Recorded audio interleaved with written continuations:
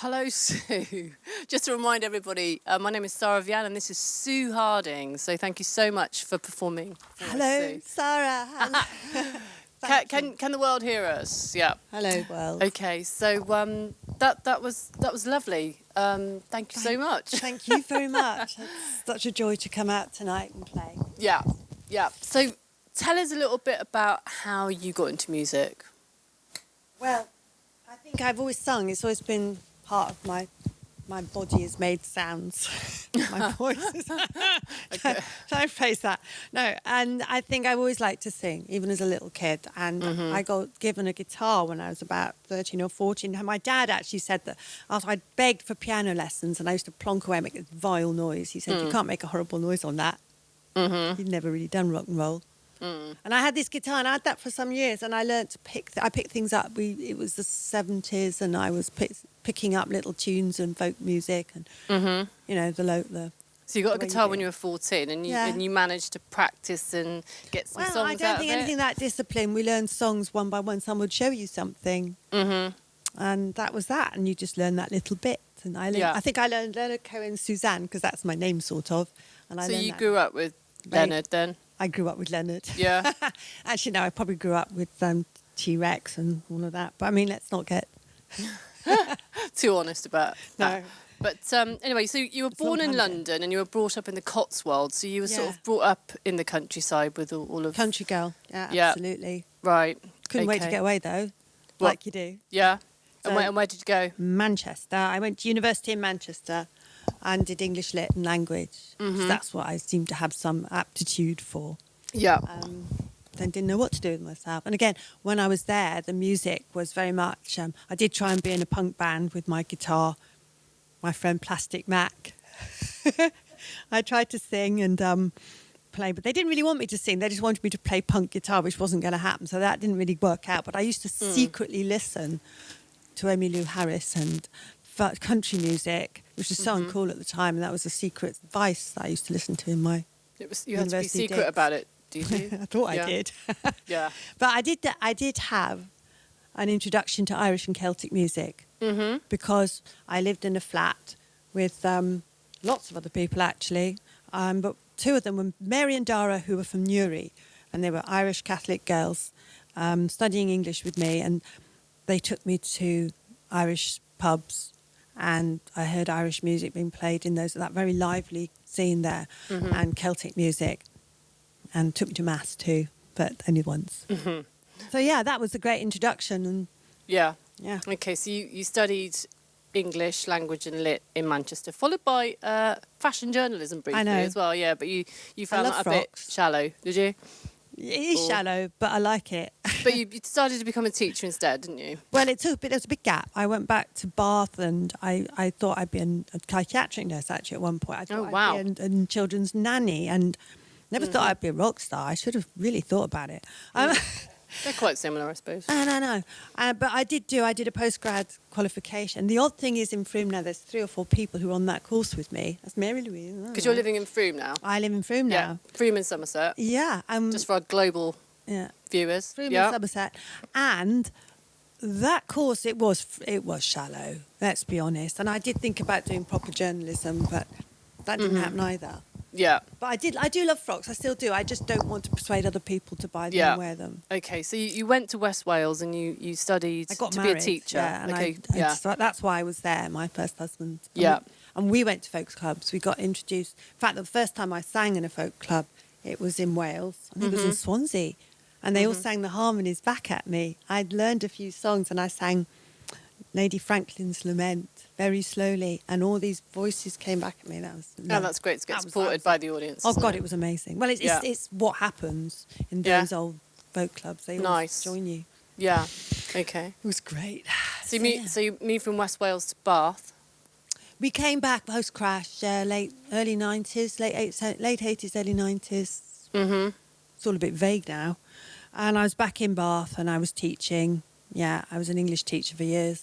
And I used to go to the folk club here. I went to bands and I played with other people. I was involved with all of that. And started writing songs about then.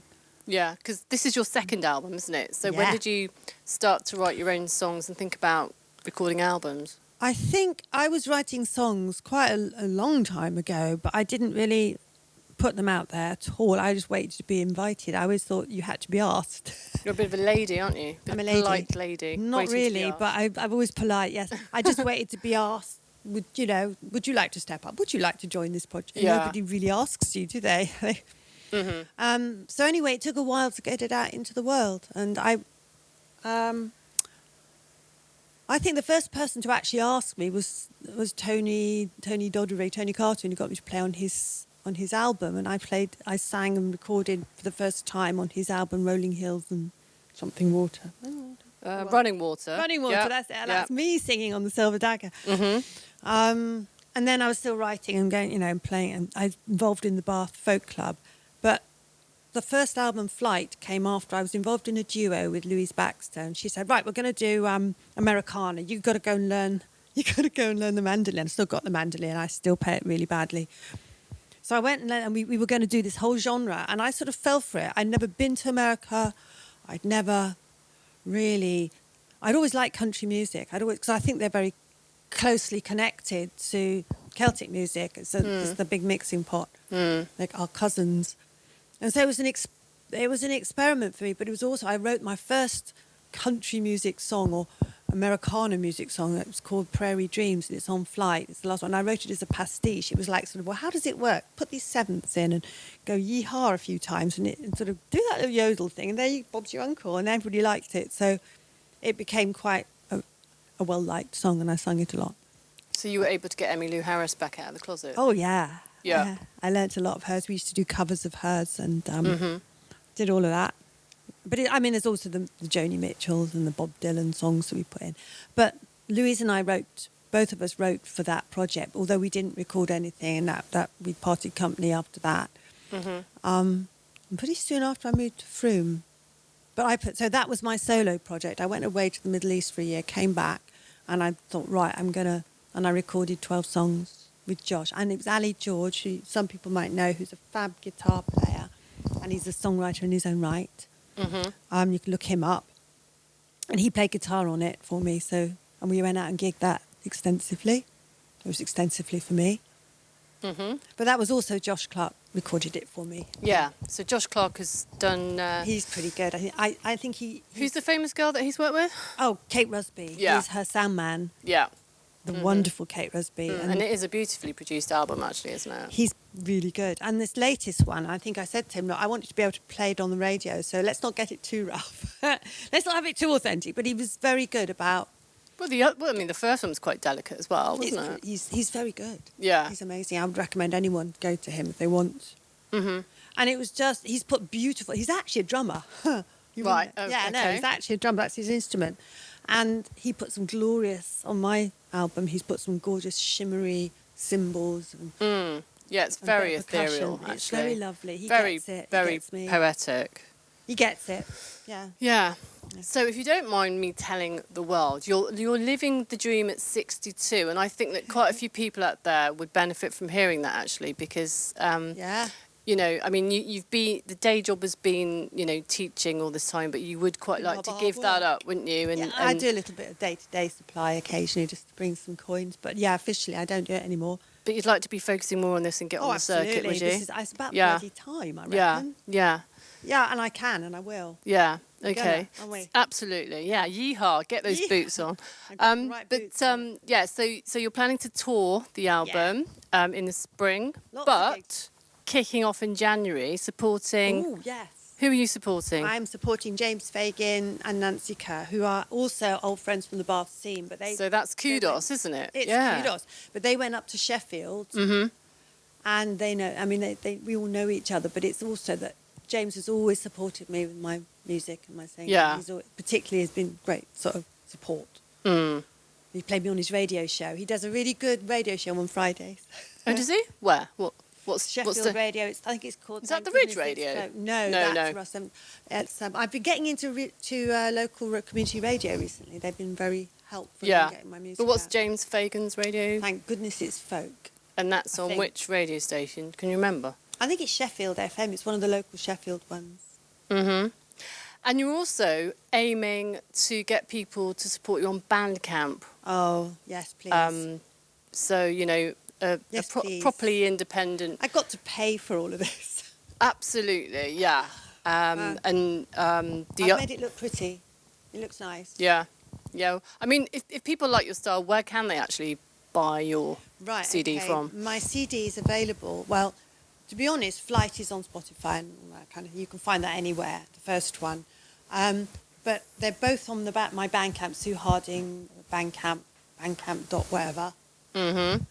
And you find it on Bandcamp, and I've got a YouTube channel if you want to see some of my attempts at making video. There's a really nice Birchwood video, isn't there? That's a bit more professional, a bit more. Mm-hmm.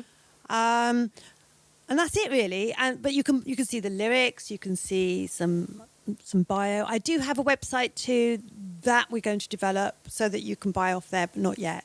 So it is Bandcamp. Mm-hmm. Please. Brilliant. Yeah. Okay. Yeah. So, I mean, what would you say your message to the world is? Oh. A message to the world. Well, I think there's a couple of messages, isn't there? It's like I think a lot of that album for me is about comfort and hope in times of uncertainty, and where do we turn for that? To each other and to our natural environment, and something in your heart, the way you connect with that. Yeah. I mean, you talk about the album, you know, being about reconnecting to the English landscape. Very important. I think folk music does that. I think I'm not really a traditional musician, although I've had that involvement with that. But I think an awful lot of it celebrates that world around us. But I think, you know, with COVID-19 and, you know, lockdown, I think a lot of people have been, you know, understanding the necessity of nature and you know the climate change and everything, and it's the era of rewilding, isn't it? Really. Yeah. So I don't think I was consciously aware of that. I think when I did that and I put all those songs together, and there were some songs that were going to go in it, and they're in that book, that didn't make it because they were a bit raucous. So it was a very deliberate mood and feel. But I think that sort of back to nature feel was something that is in the zeitgeist. And now I'm looking online at other people's videos and songs. There's an awful lot of people standing in the woods with their music. That it seems to be the way we feel. It's tapped into something. And for me, I spent a lot of my time, my precious hour or so a day under the lockdown situation, in the local graveyards. Very gothic. But it was wild, open space. It was all overgrown. Yeah, absolutely. And walking in the wood. Yeah, it's the richest treasure, really, isn't it? To hear that bird song when we are feeling despairing. And I put bird song on my album. I thought those natural sounds. I've got the sounds of the sea at the beginning from Dover Beach, and we finish with the bird song on the way out. Yeah. Yeah. Wonderful. And the bird song, the birds. Yeah. Are everything. Yeah. Well, thank you so much. Is there anything else that you would like to tell the world? Thank you for listening to me. Please buy my album so I can do some more. Yeah, excellent.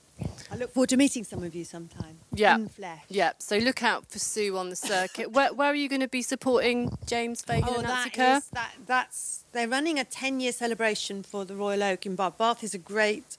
And the Royal Oak in Bath, which is down by the Windsor Bridge, is a really, really good music pub. And Chris Powell, who runs it, has supported independent music and traditional music and folk music for years, and they're just celebrating that. Okay. So I think they've got 3 nights of curated.